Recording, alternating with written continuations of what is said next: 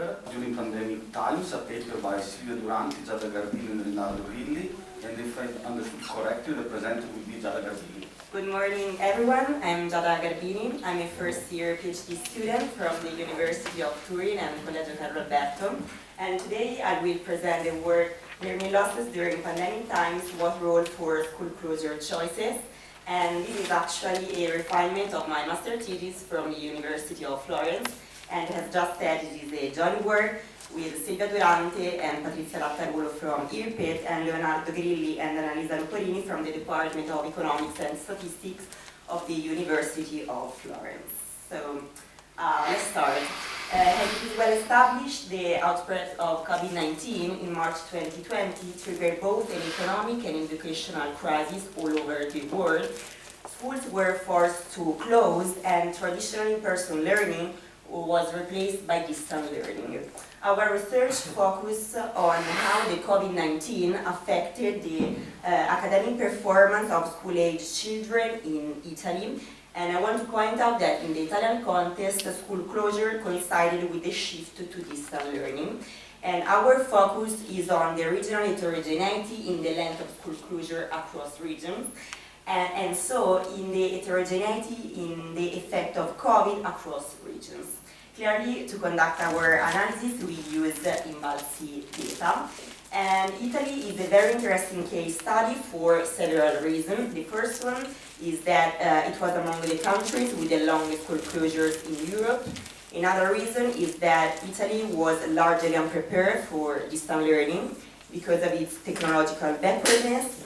And another reason is that despite the existence of a unified educational system, there has always been strong difference in performance of students across the country, especially between the north and the south. And another reason is that Italy has always had alarming PISA data with respect to the OECD average. Clearly, before COVID-19, there were only studies on the effect of school non-attendance on learning for reasons other than a pandemic, such as summer vacation, teacher strikes, inclement weather, natural disasters, wars, and absenteeism. Today, the body of literature is quite extensive and it focuses mainly on elementary and middle school in high-income countries. Some researchers also performed some meta-analysis, and I wrote here in the slide some reference if you are curious. And clearly, to perform such an analysis is quite difficult. And get precise comparison is difficult because studies use different approaches due to data availability. However, results seem to suggest that the countries with the longest school closure and ill-equipped for distant learning were the most impaired by the pandemic. As for the case of Italy, there is a general consensus that the older the students, the greater the learning losses, with decline observed in both reading and math skills.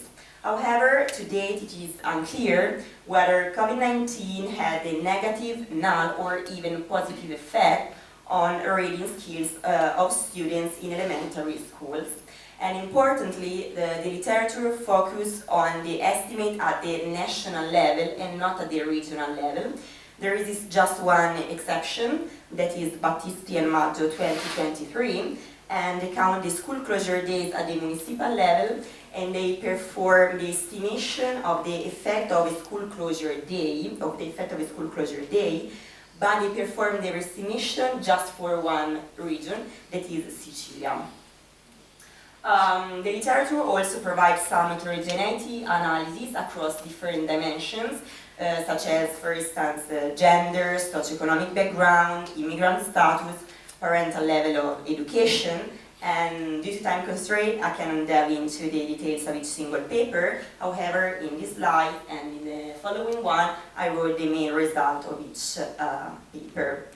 Well, our research questions are actually three. The first one is, what was the overall effect of COVID-19 on reading and math skills of school-age students in Italy at both national and regional level? Second question, what was the effect of an additional COVID-19 school closure day, again at national and regional level. And the third one was, did the regions with the longest school closure suffer the greatest learning losses? And I want to point out that our novel contribution consists in the creation of a data set on COVID-19 school closure days at regional level for both primary and middle schools, and in analyzing the effect of the COVID not only at the national level but also at the regional level.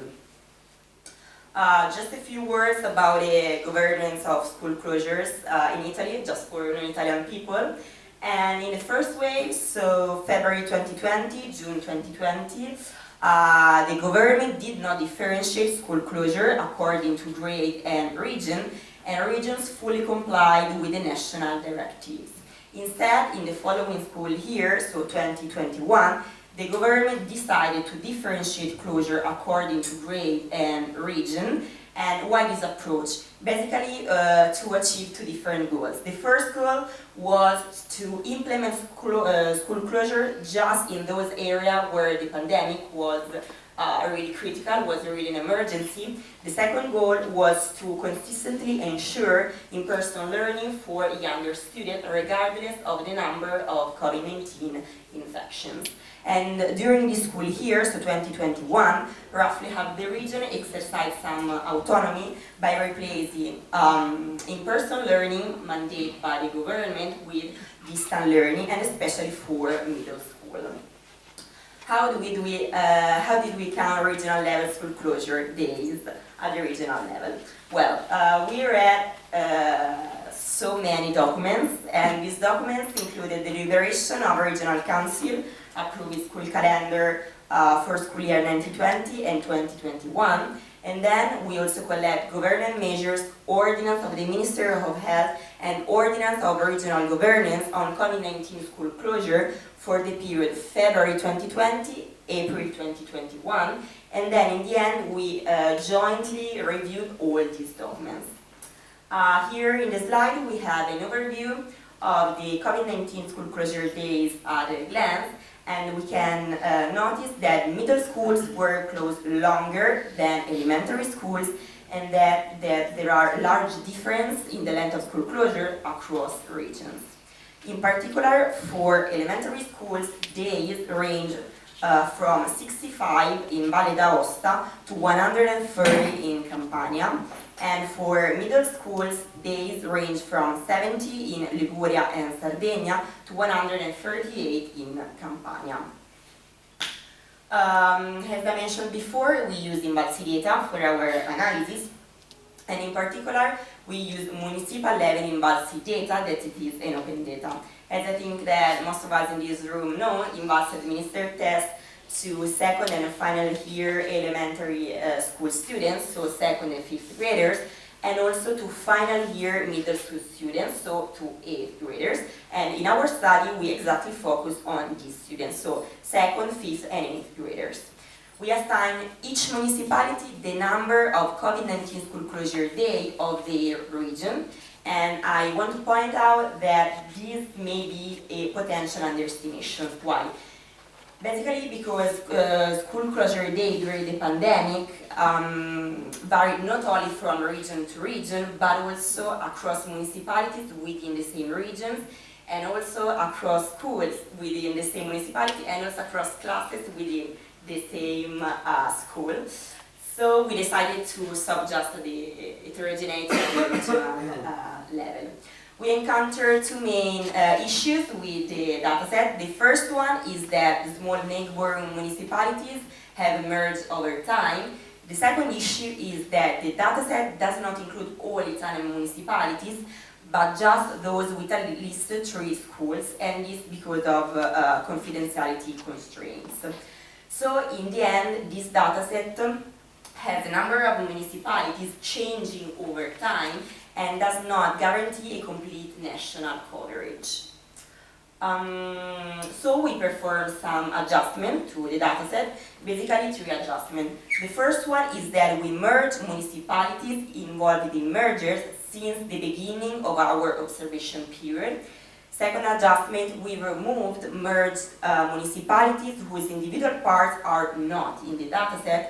And third, we kept only municipalities with observation in all school year of interest to us. So we end up with a subsample of municipalities, and this subsample has a good coverage in terms of students for elementary schools but not for middle schools, and it is imbalanced towards large municipalities, as we can see here from the table in the slide. In our subsample, regions have a different coverage in terms of a number of municipalities, and the coverage is honestly rather low for middle schools, and especially for Friuli Venezia Giulia, Molise, Basilicata and Sardinia. And this is why we decided not to perform the estimation of the effect of COVID-19 at the regional level for middle school, but just for elementary schools.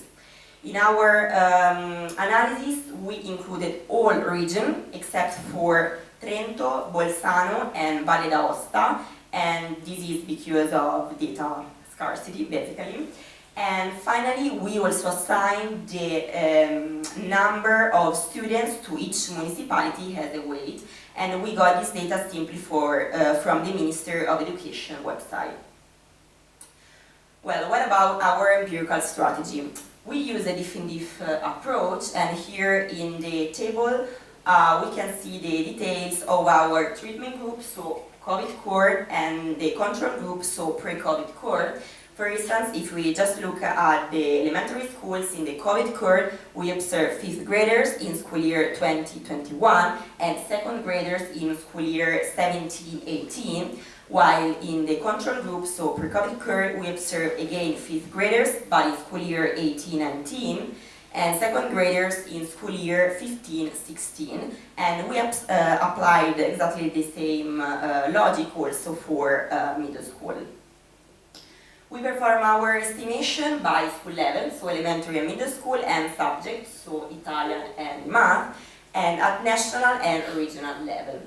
We first estimate the effect of COVID-19 school closures on INVALSI scores, and then we also estimated the effect of an additional COVID-19 school closure day on INVALSI scores, and in both specifications we add course-specific municipal fixed effect, and this is alpha in our specifications, and we simply got the regression number 2 by substituting the dummy C with the count variable day that, as you can guess, stand for the COVID-19 school closure days at the regional level.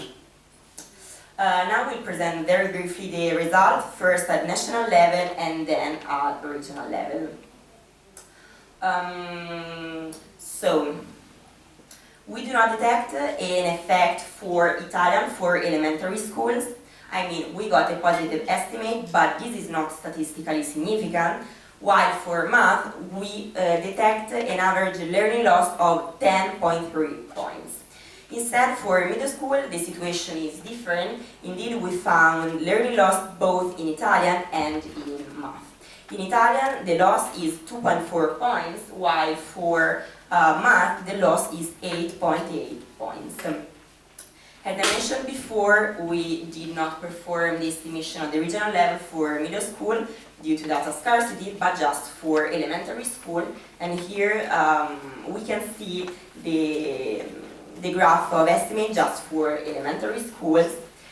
And if we look at Italian, we can see difference across regions. Indeed, we do not detect any effect in Piemonte, Umbria, Lazio, Molise, Basilicata, Calabria and Sardinia, while we had a positive effect in Lombardia, Veneto, Friuli Venezia Giulia, Emilia Romagna, Toscana, Marche and Abruzzo, and a negative effect just in Campania, Puglia and Sicilia. For math, instead, we found a negative effect across all regions, except for Marche and Sardinia, but with different intensity. And I want to point out that for both Italian and math, Puglia, Sicilia and Campania recorded the largest learning losses. So I will conclude by saying that our results suggest that COVID-19 had an unequal effect across 3 different dimensions. so school level, subject, and regions. And moreover, importantly, the COVID-19 pandemic had widened disparities in educational outcomes between the North and the South. And unexpectedly, we didn't detect that the largest learning losses were in the regions that had the longest school closure, clearly except for Campania. So future research may address the following question. What additional factors contributed to the differences in learning loss across regions other than the length of school closures? Maybe the family background, so like for instance the number of computers in a family, some features of teachers like age, like the type of contract, so fixed term versus temporary, or maybe something else. And so that's it. This is our work, and thank you for our attention.